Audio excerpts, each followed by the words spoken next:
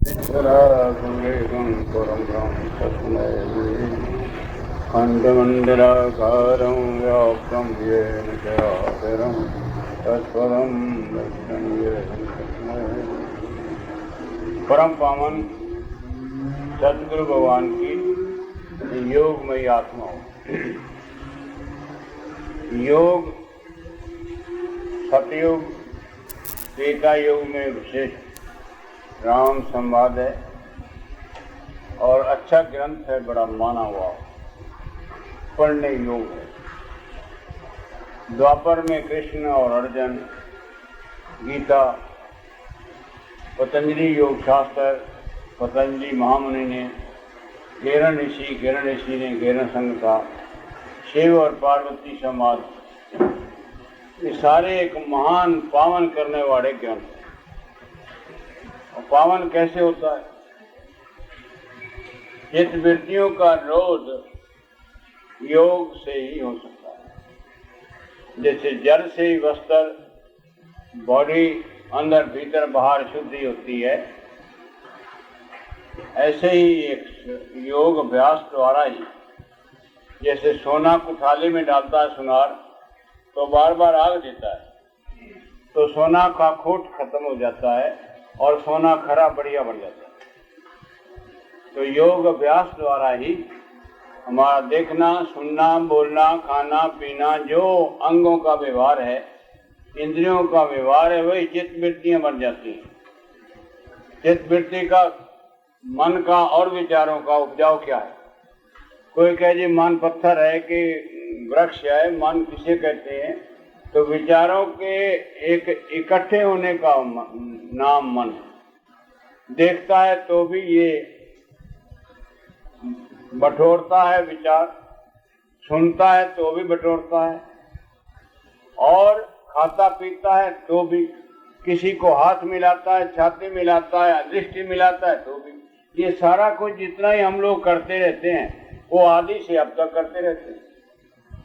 और भोग में ये सब चीजें हमें चाहिए और उसी तरफ हमारा खिंचाव रहता है, उसी तरफ हमारा भाव रहता है, वही हमारे विधियां मिलती हैं। तो जितने तक हम योग नहीं करेंगे तब तक हमारी जो जन्म मरण की और संकट, बंधन, अनेक प्रकार के विघ्न, ये नहीं जाएंगे। दुख सुख से मिश्रित हो आप, कौन पाप से मिश्रित है? अच्छा भी करता है पर साथ साथ में दूसरा काम भी ऐसे होता रहता है, क्योंकि वही सुबह, वही शाम, वही दिन, वही रात जो पिछले जन्मों में करता है। अगर कोई इंजीनियर था तो इंजीनियर बनने की तरफ जाएगा, वकील था तो वकालत की तरफ पढ़ने में जाएगा, अगर कोई वन व्यापार करता तो उसमें जाएगा। ये बैग खड़ी, ये जो आपकी और हमारी भिन्नता है, इसका कारण तो वही है। जिस चीज को आप देखते हैं उसी चीज को दूसरा भी देखता है, मगर वो विचारों के अनुसार उसका अनुमान लगाता है। जो चीज आपने सुनी है वही दूसरे ने सुनी, और अपने विचारों के अनुसार उसका रंग रूप अपना जाता है। तो इसका हल क्या है? चित्त वृत्तियों के उपजाऊ को पहले शुरू करो कि ये जो देखने का ढंग है, ये हम नीचे देखते हैं, कहते हैं ऊपर देखो। हम दुनियावी बातें सुनते हैं, कहते हैं तुम उनको बंद करके गुरु का उपदेश सुनो, गुरु की वाणी सुनो और महापुरुषों के पास आओ जाओ। तुम खाते पीते हो, जुबान का चस्कोला सुबह से शाम तक अदल बदल करते रहते हो, एक टाइम छक के खा लो और एक सब्जी से खा लो, नहीं तो दो बना लो।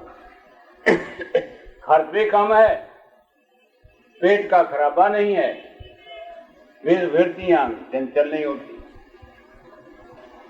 3 सब्जी बनी है, पहले भिंडी को लेगा, फिर टिंडे को लेगा, फिर आलू को लेगा, एक एक गिलास लेता हुआ फिर निर्णय करेगा कैसे खाएं, और कोई सारा ही छक जाता है।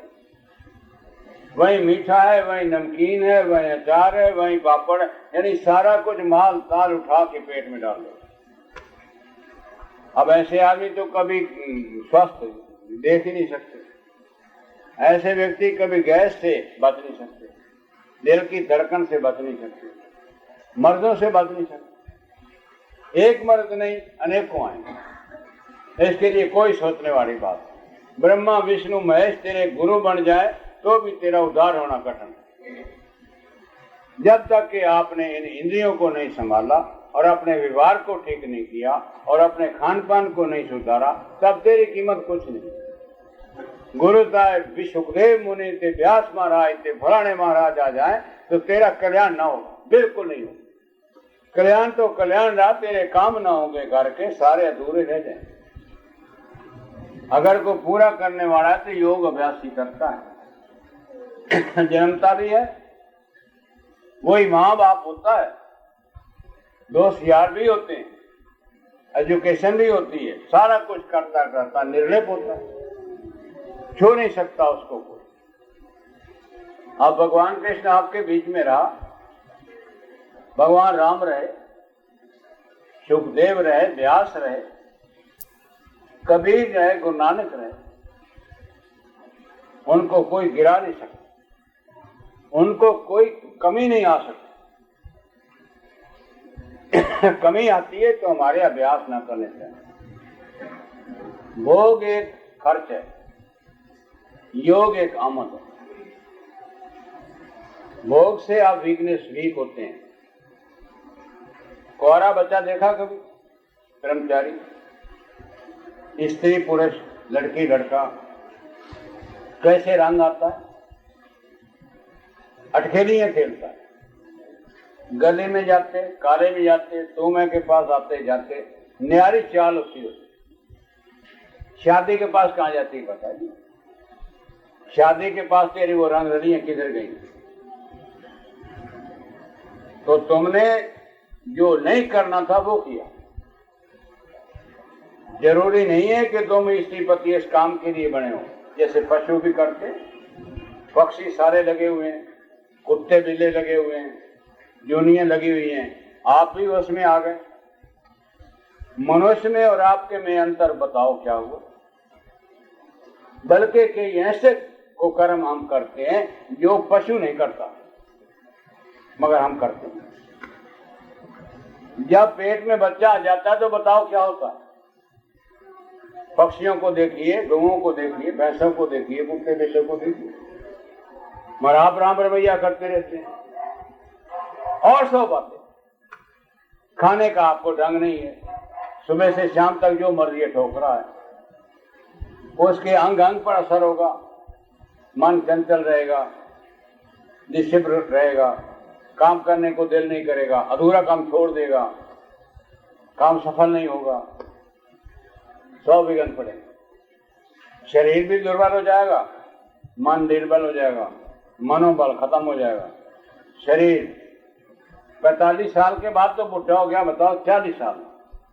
अगर कुंवारा भी गड़बड़ करता है तो वो भी टांगे कांपती हैं, सिर चकराता उसका। चाहे लौंडी हो या लौंडा हो, अगर वो संयम का पालन नहीं करता है तो कोई कीमत नहीं हो सकती। बीए भी नहीं कर सकता, एमए भी नहीं कर सकता, किसी का काम का नहीं रहता। जाएगा शादी में भी तो उसकी कोई कीमत नहीं है, ना वो इधर का ना हो। हमारे देश में योग अभ्यास होता था,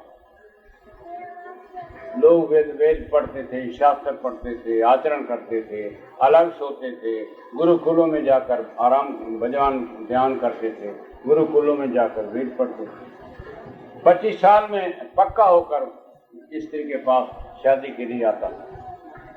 लड़के को नहीं पता तो लड़के को सारा ज्ञान होता था कि संयम किसको कहते हैं। वरदानंद महाप्रभु श्री रामलाल पार ब्रह्म अनाथनाथ।